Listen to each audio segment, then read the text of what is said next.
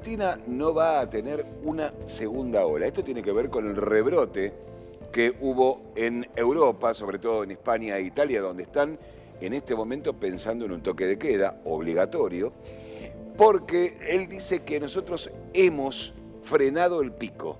¿Se acuerdan que se hablaba en su momento del famoso pico que iba a llegar en junio, que iba a llegar en julio? Bueno, finalmente, por ejemplo, en el ámbito de la Ciudad Autónoma de Buenos Aires, llegó en el mes de agosto, que es cuando llegamos aproximadamente a los 1.500 casos diarios. Sí.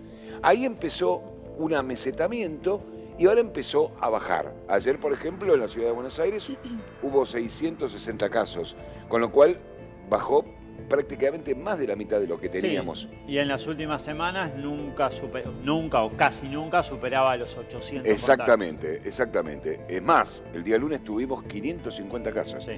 Entonces, ¿qué dice el doctor Cámara? Que es muy difícil que nosotros tengamos una segunda ola o un rebrote, como está pasando en Europa, porque hemos llegado al pico.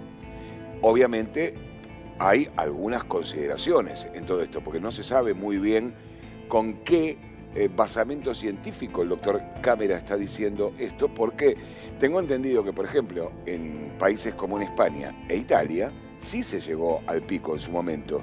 Y fue tan brusca la caída de los contagios, porque había sido muy brusca la subida de esos contagios. Claro, y por eso colapsó el sistema de salud en España, en Italia y también en otros países, debido a esta situación de que no se llegó a dar abasto y se tuvo que elegir a quienes se atendía, a quienes se le daba un respirador y a quienes no. Sí, un poco igual lo que él estaba defendiendo eran las medidas que se estuvieron tomando sanitarias, porque decía, si estamos llegando al 1.000.000 de contagios, quiere decir que hicimos las cosas mal.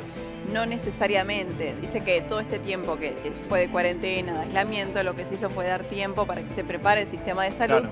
que no fue lo que le pasó a Europa. Recuerden lo que eran los hospitales de España y de Italia totalmente colapsados. Dice, sí, tenemos un montón de contagios, es verdad. Y lo que recalca también es una visión un poco unitaria, ¿no?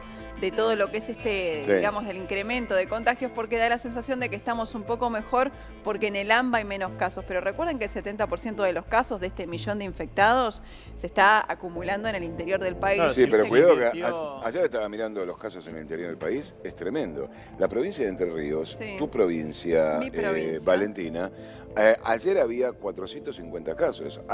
Se ha incrementado en estos últimos días muchísimos casos y hay preocupación. Claro, lo que comentaba es que justamente las provincias tal vez no aprovecharon demasiado este tiempo que hubo para recuperarse, para preparar el sistema de salud. Simplemente lo que hicieron fue cerrar sus fronteras o poner policías en las rutas para controlar un poco lo que eran los accesos. Y tal vez esto no fue suficiente, evidentemente no lo fue. Y también esto está mostrando una diferencia que hay entre el sistema de salud del AMBA y del resto del interior del país. Claro, bueno, Crónica es una pantalla federal, pero es cierto que a veces el tratamiento a nivel general en los medios de comunicación tiene que ver con algo más vinculado al AMBA y no al resto del país, a donde lamentablemente hay provincias que o la han pasado muy pero muy mal, Jujuy en su momento, por eso tuvo que ir a un confinamiento más estricto, Río Negro, Mendoza, Tucumán. Salta, Tucumán que ha tenido muchos Santa casos Fe ahora en las está muy últimas complicado. semanas, Santa Fe que Santa Fe se está lamentablemente disparando. en los últimos reportes siempre está a grosso modo por encima de los 1.500 casos diarios. Y ayer, Es decir, ayer 2.500. por eso Santa mismo, Fe. o sea, ya han puesto un piso que es muy peligroso, es muy alto el Sí, número, claro. cuando uno dice, bueno, la cifra más baja es tal.